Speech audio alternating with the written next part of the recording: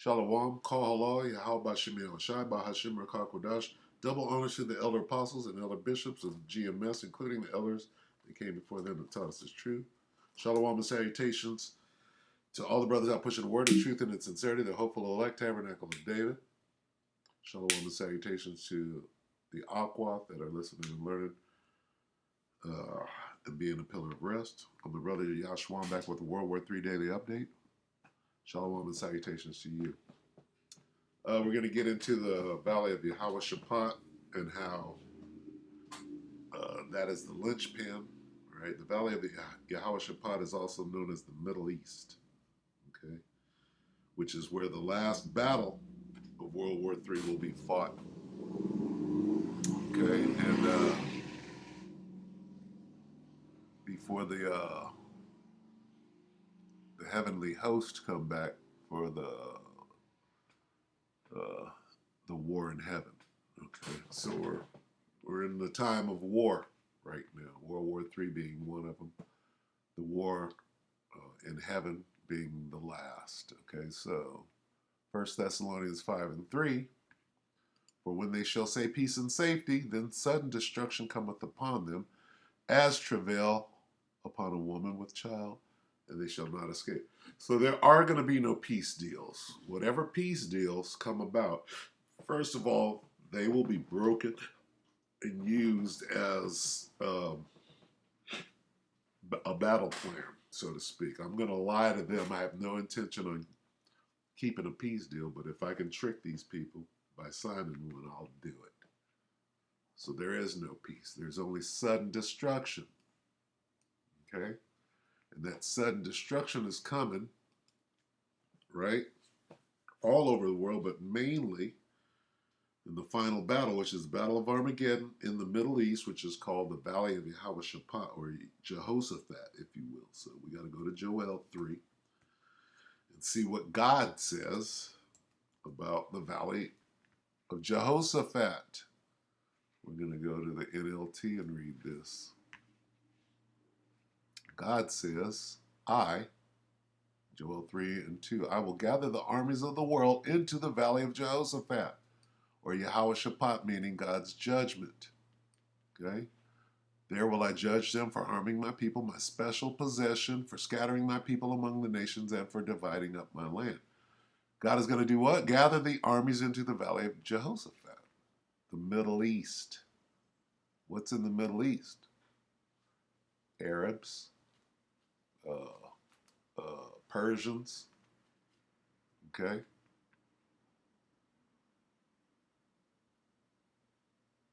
People are in the land of Israel claiming it. That's what this means. Divided up my land. Who divided up the Most High's land? First of all, what's the Most High's land? Well, the whole earth. Yeah, duh. What is his favorite piece of land is Israel. Okay, well, somebody divided it up. Well, let's see, who's over there right now fighting over it?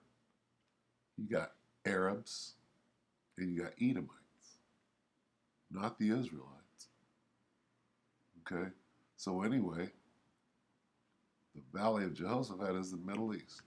With that, let's watch this. It's 4 days ago, but very relevant. Israeli and Saudi peace deal. Huh? What could that only end in?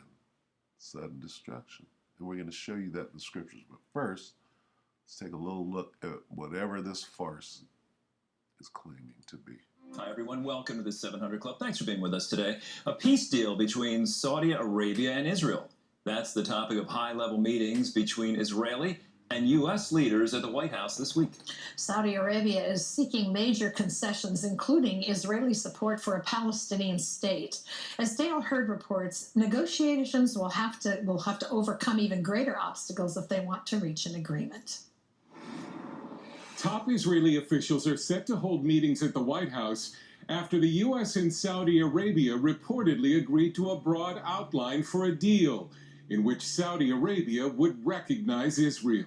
But the Saudis are asking a lot. not only for Israeli help in the creation of an independent Palestinian state, but U.S. security guarantees and help creating a civilian nuclear program.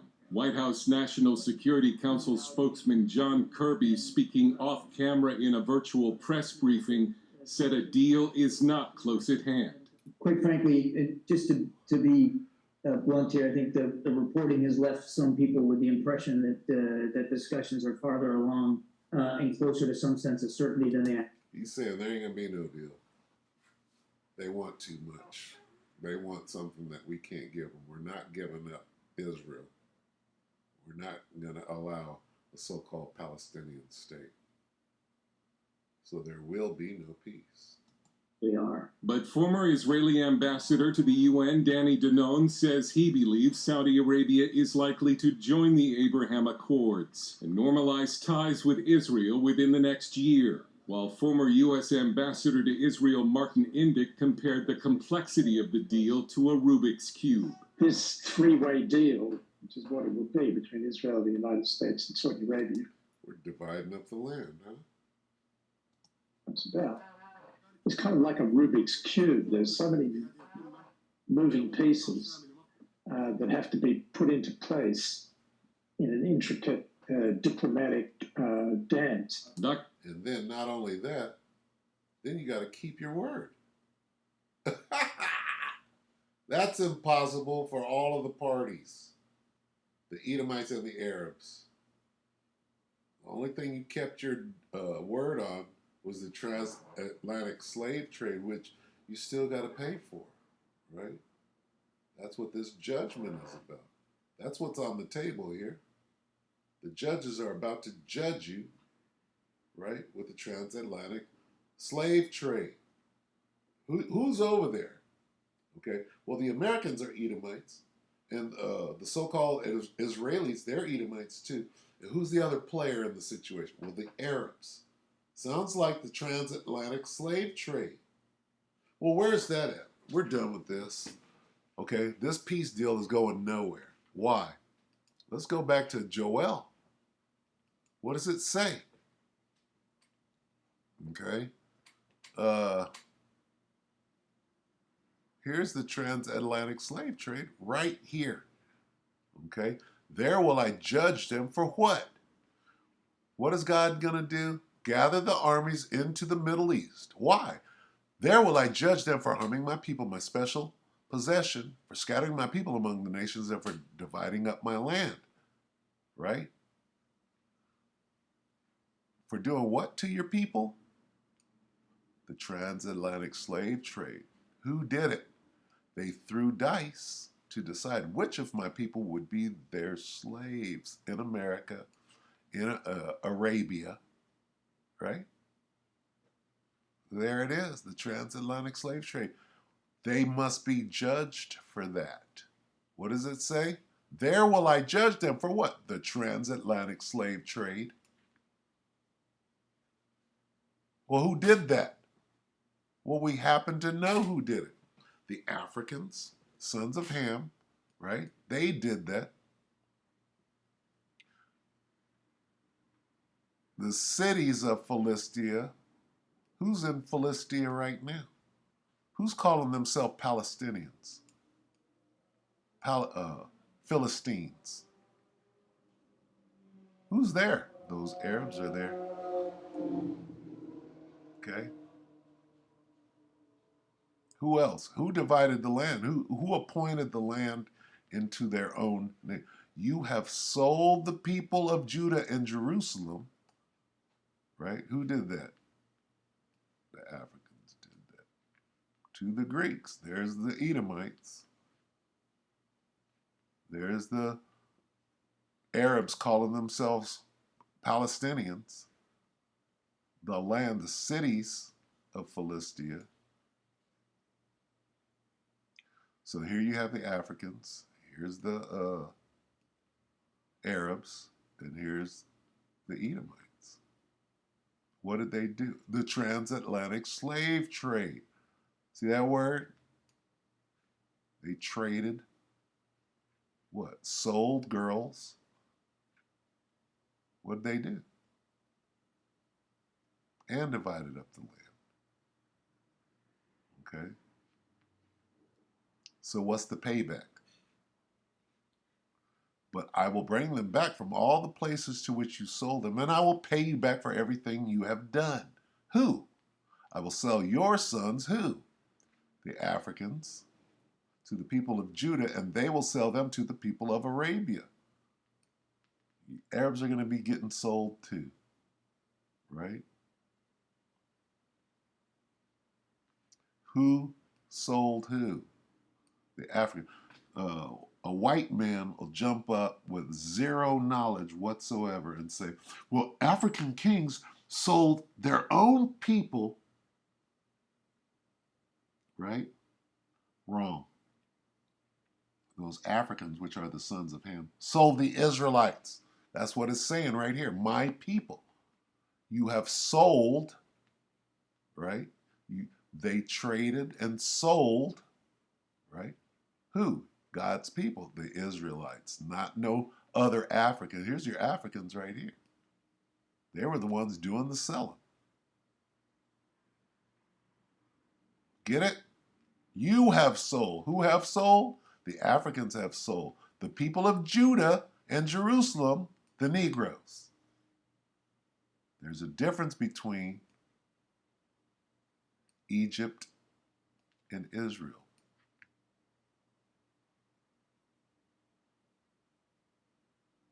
All right? So the same thing is going to happen to you. That's what this whole war is about. All right? It's a distraction. It's an ambush. I will gather the armies of the world in the valley of Jehoshaphat and ambush them right there. Okay? This is about war. Okay? No peace. We're in the time of war and not peace. Right? We'll end on this. 3. Okay? We'll read it in the NLT. For everything there is a season and a time. For everything there is a season, a time for every activity under heaven. Down to 8, a time to love and a time to hate. A time for war and a time for peace. Are we in the time of peace? Absolutely not. So what the hell is this? This is coming to naught. This means absolutely nothing to the Most High. This is going to fall on its face. Okay? Why? Because the Most High is about to judge that. Ariel Cohen of the Atlantic Council's Eurasia Center said all the demands made by the Saudis will make a deal difficult. The Saudis, the prince, he wanted nuclear technology with very few strings attached to be provided to Saudi Arabia, enrichment of uranium. He wanted an ironclad guarantee that if Saudi Arabia is attacked by Iran, the United States will step in and go to war for the kingdom. Israeli opposition leader Yair Lapid has told U.S. lawmakers he opposes any normalization agreement, but Indyk says a deal is a high priority for all three governments. There is a sense of urgency. And what's important about this is not only that the sense of urgency appears to be matched by Crown Prince of Saudi Arabia, but of course it's matched by Prime Minister Netanyahu, which for him is one of his most important foreign policy priorities now. He can taste the possibility of peace between Israel and Saudi Arabia. The White House wants to complete the deal before the presidential election season heats up.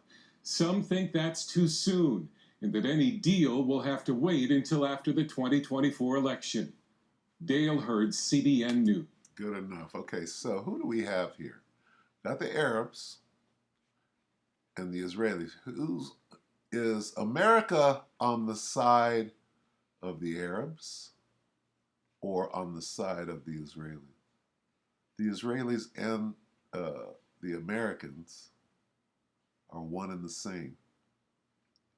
In the Middle East, they call Israel, the Israelis, they call them the little Satan.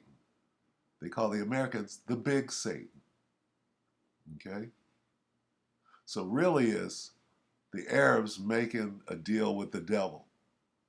who is the Edomites, the Amalekites, who are Edomites, by the way, and the Edomites of America, right? But what does the scripture say about this? Well, let's get it. Second Ezra's, I believe it's the 15th chapter. Let's see. The dragons of Arabia. We're going to come out with many chariots. Let's see what's going to happen. Second Ezra 15 and 28. Behold, an horrible vision, and the appearance thereof from the east. What east? The Middle East. Where the nations of the dragons of Arabia, peace deal went south, shall come out with many chariots, and the multitude of them shall be carried as the wind upon the earth, that all they which hear them may fear and tremble. This is their many, many army. When all them Arabs get together, right? And who's getting together with them? Also, here we have the dragons of Arabia, the Arabs. Also, the Persians, the Iranians, right? Raging in wrath shall go forth as the wild boars of the wood, and with great power shall they come and join battle with them. With who? With the dragons. So here they're talking about, well, we want, this guy said, well, we want you to be ready to go to war with Iran. Did you hear him just say that? We want you to go to war with us against Iran. But the scriptures are telling you the exact opposite is going to happen. The Carmanians talk about Iran. The Persians are joining battle with them, with the Arabs. Let's go back. You want to hear that. Well, you have to do battle with Iran. Listen to him say that. Normalization agreement, but Index says a deal is a high priority for all three governments. There is a sense of urgency.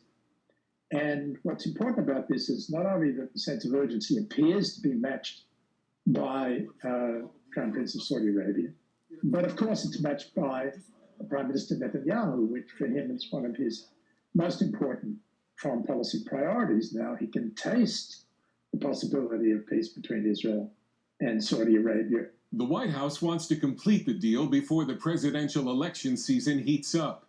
Some think that's too soon, and that any deal will have to wait until after the 2020. So lucky I didn't get it. Let's see. Dr. Ariel Cohen of the Atlantic Council's Eurasia Center said all the demands made by the Saudis will make a deal difficult. The Saudis, the prince, he wanted nuclear technology with very few strings attached to be provided to Saudi Arabia, enrichment of uranium. He wanted an ironclad guarantee that if Saudi Arabia is attacked by Iran, the United States will step in and go to war for the kingdom. Israeli up. That's not what's going to happen. They're not going to do this deal. They're going to do a deal with the Iranians. Okay? This is 4 days ago.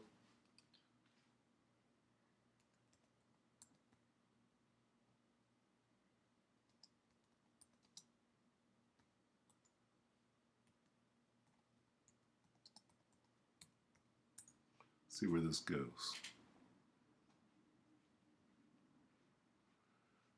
This is about 4 or 5 months ago. So whose side is Saudi on? Why, 5 months ago, why Iran and Saudi Arabia are moving to restore diplomatic ties. This is what's going to happen. All right, that's why it's very important for Benjamin Netanyahu to get in Saudi Arabia's ear. Iran and Saudi Arabia. What does this historic agreement mean? It means this. It means that the nations of the dragons of Arabia shall come out with many chariots, and the multitude of them shall be carried as the wind upon the earth, that all they which hear them may fear and tremble. Also the Carmanians raging in wrath shall go forth, as the wild boars of the wood, with great power shall they come and join battle with them. So here we have the Arabs and the Iranians, militaries.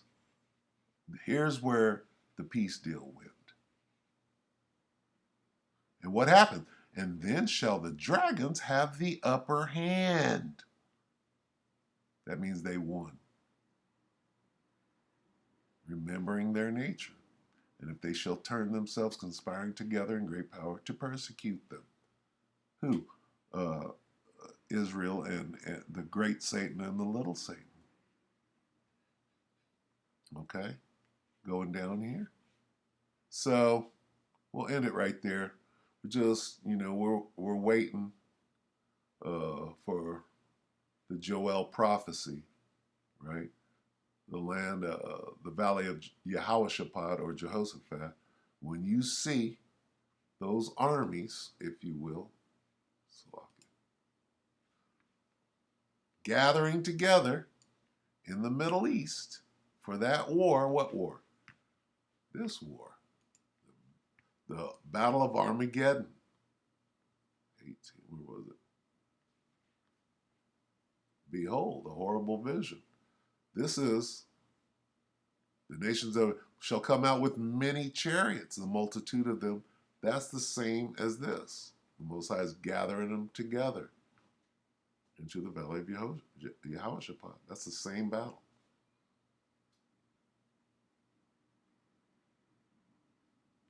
Okay? So we'll end it right there. Today is Monday.